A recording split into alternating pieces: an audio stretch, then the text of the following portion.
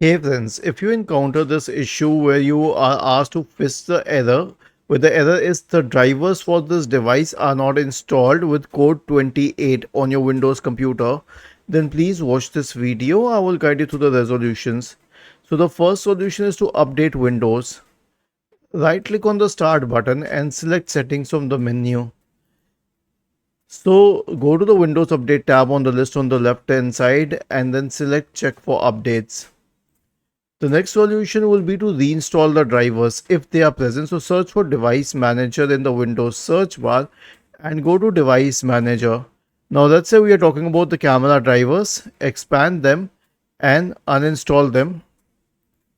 Then click on action and click on scan for hardware changes. It will reinstall the drivers. Okay, if this doesn't work or if the drivers were not present at the first place, then you can install drivers directly from the manufacturer's website. So let's say that I wish to install Canon printer drivers. So I will mention the drivers in the search bar and then I'll go to the website. I will download the drivers.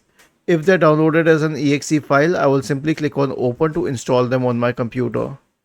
Was this helpful? If yes, then please subscribe to the channel.